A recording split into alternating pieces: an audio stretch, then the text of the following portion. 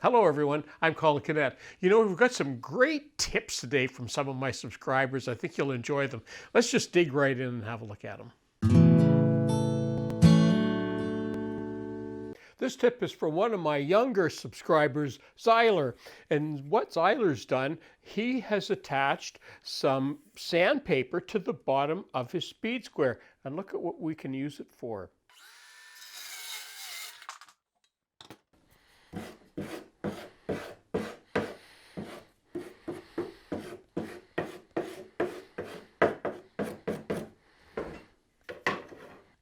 So if you use a circular saw from time to time, what a great idea.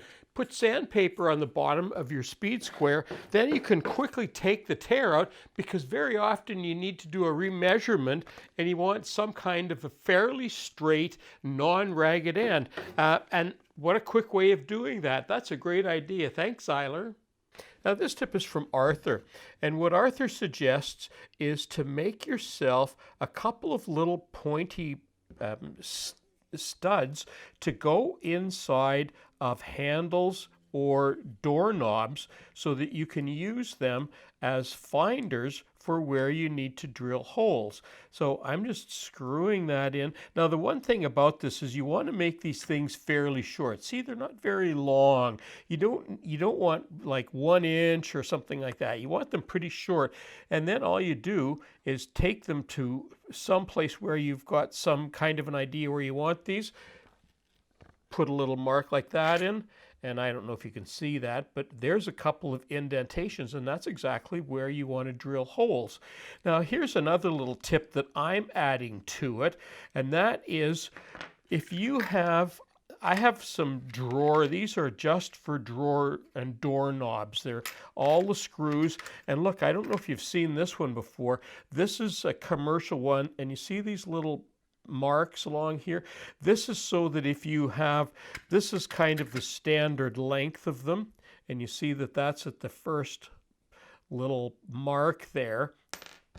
And what they do is they mark these things along so that if you have a extra wide drawer or an extra wide cabinet where you want to put this through, you can cut this off at different locations. That's the point of that. So I have a whole little cupboard of these things because I use these a fair bit. But look at, here's what I'm doing. I found this little bag, and I'm going to put my little those little studs in there, and I'm putting them in there, and that way whenever I open that up, I'm going to know that I've got those little markers in there so that I can help use that to locate where I need to put handles and doorknobs. That's a great idea. Thanks, Arthur.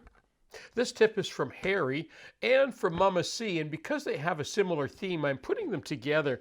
Now, Harry says there's a lot of different gyprock or sheetrock sanders that you can get, and he uses something like this, and you can leave it with this handle. The purpose of these handles is you can put an extension on here, and he sands like this, but there's others as well. You know, there's similar different kinds of mechanics that you can use. This one has a built-in holder for the sandpaper, and Mama C, she's using a similar idea, but in her case she's actually using a concrete or a tile trowel, and because you can put a flat piece of wood on there and a nice big sheet of sandpaper, you can get a really nice big area, nice flat area for sanding. So I thought those were some great ideas that you could use some other options for doing hand sanding and adapting other things to make it your own.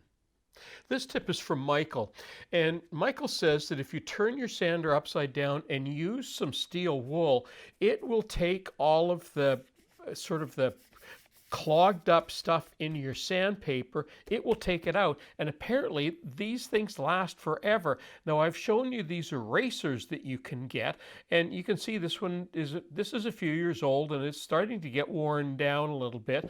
But we're going to try, and you can see I haven't done anything on this, so we're going to try this and see what this does.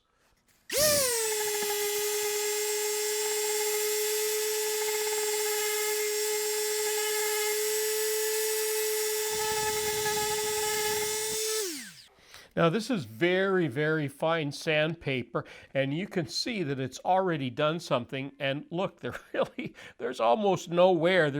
It just looks almost like it's been unused. So it does look like it works, but this is very fine sandpaper.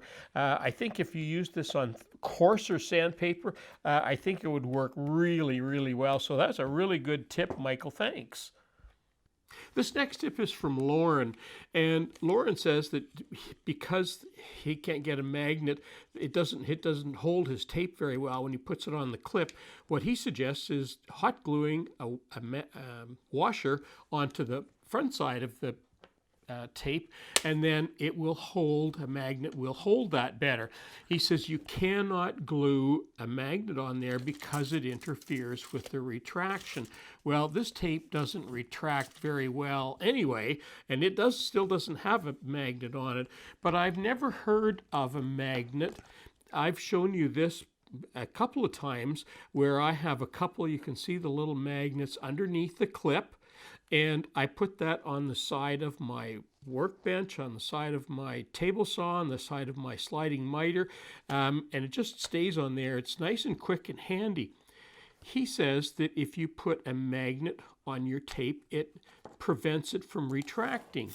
And I'd never seen that before. Look at that.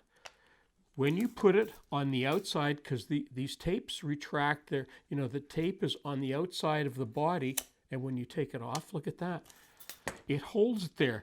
But look at what we've discovered here today. How many times have I been in a place where I want to lay the tape down, and you've got this on here, but sometimes if you put that on and then you want to pull it out, you have to release this.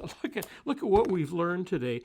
If we put that on there and pull that out like that, you can move that very easily and it stays. And when you want to retract it, you just take the magnet off. So thanks, Lauren. What a great thing that we've learned today, that we can use a magnet to hold that tape out and then release it to let it go back in. That's just a really neat all the way around. I really like that.